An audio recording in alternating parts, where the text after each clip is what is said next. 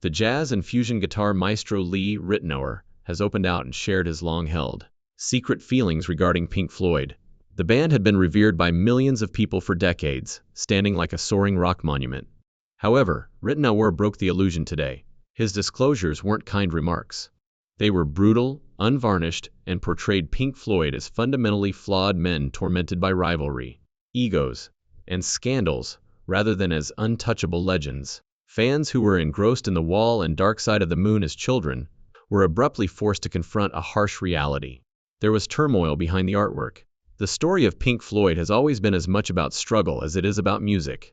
Consider the early years in the 1960s underground clubs of London. Their pioneering visionary, Syd Barrett, made them famous with his experimental sound. But he was consumed by celebrity. Rehearsals became nightmares due to his mental breakdown, which was accelerated by extensive LSD usage.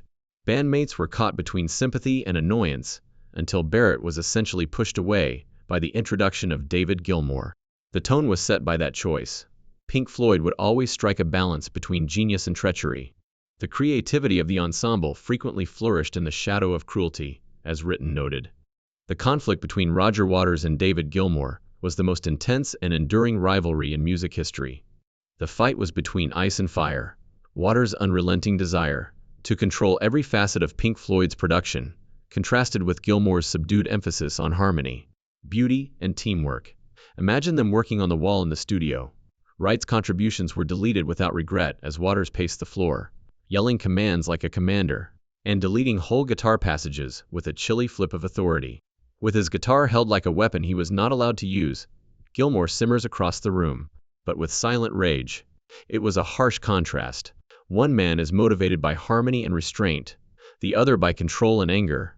In the early 1980s, Waters dared to attempt to disband the band, as the tension became intolerable, and he proclaimed himself the legitimate leader.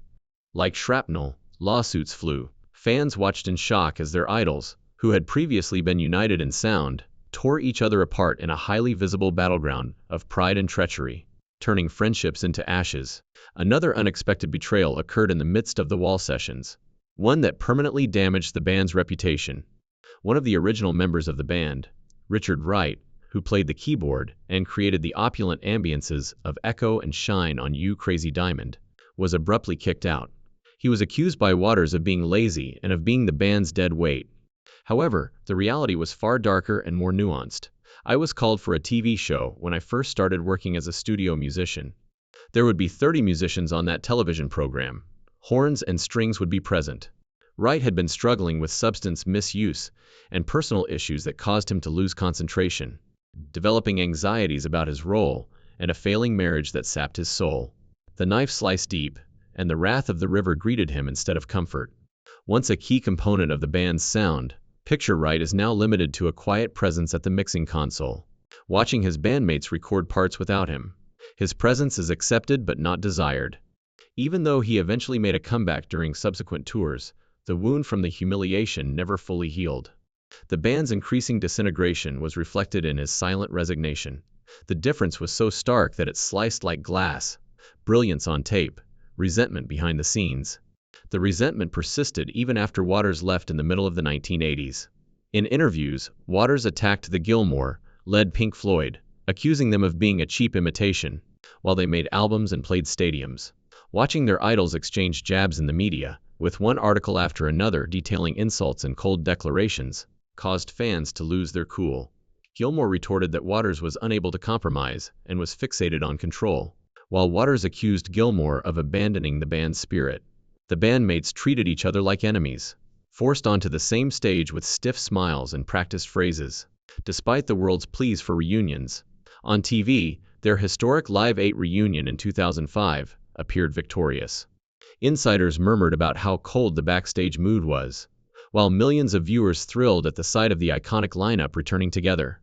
Members of the road crew reported abrupt conversations and even oppressive silences. For the sake of history, Pink Floyd could continue to perform together, but they were no longer able to live together.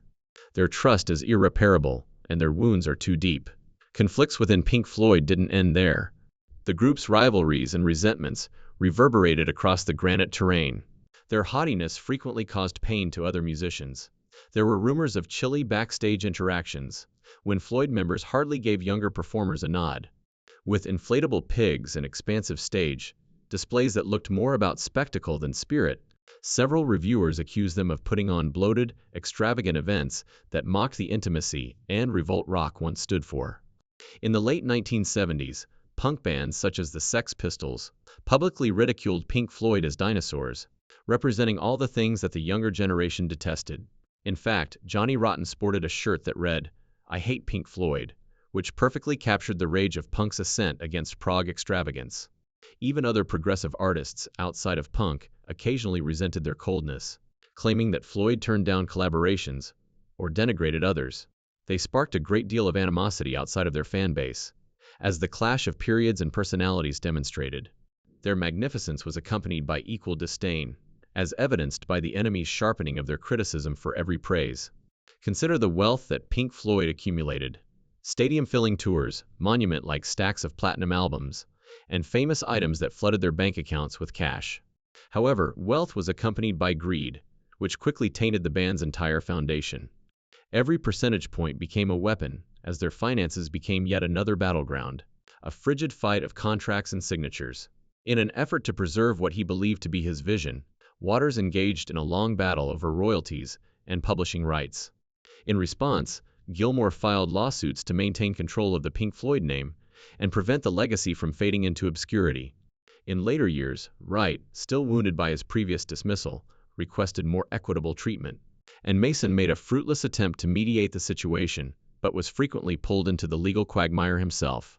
Millions of pounds that may have been used to finance innovative theatrical productions, or CDs instead, ended up in the coffers of lawyers. The band's disagreements and conflicts about credits, licensing, deals, and who actually owned the music continued to reverberate in courtrooms, even decades after its peak.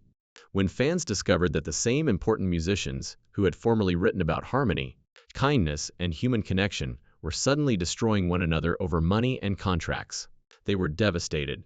The band's legacy will always be marred by the collapse of their collective creativity, dream into a tale of greed. Behind the scenes, Pink Floyd members battled demons that influenced their life and music. The band's original talent, Barrett, spent his last decades painting, gardening, and hiding from the world in East Cambridge, as he sank into a world of paranoia and silence. His story turned into a warning about the devastation that drugs and fame can cause. In the late 1970s, Wright's battles with alcohol and cocaine almost put an end to his career. His playing grew erratic due to his emotional exhaustion from his divorce, which fueled Waters' wrath. Anger was a shadow that Waters himself bore. His father's death during World War II left him tough and challenging as a child, frequently alienating family and coworkers. Even Gilmour, the calm presence on stage with the soaring guitar solos, acknowledged experiencing dark episodes of despair, feeling burdened by his responsibilities, and being worn out from leading the band after Waters left. Nick Mason was frequently disregarded and caused friction in his personal connections, as his private life was dominated by incessant travels. Imagine these men as fragile, shattered individuals whose talent came at a terrible personal cost, rather than as inviolable idols. They paid a high price for greatness, giving up their own happiness and tranquility for the soundscapes that characterized a time. Ultimately, Lee Ritenour's disclosure touched a chord because it made fans face their long-held suspicions. In addition to timeless records, Pink Floyd's legacy was based on unending strife. Pain, rivalry, and treachery were the inspiration behind Dark Side of the Moon's soaring music, The Wall's epic narration, and the moody soundscapes. In addition to triumph, their story is one of unhealed scars. Inconsistencies abound in the band's legacy. Artful vision yet resentful egos. Magnificent performances, toxic relationships, fame, and never-ending legal disputes. That contradiction is what many find so eerie about them.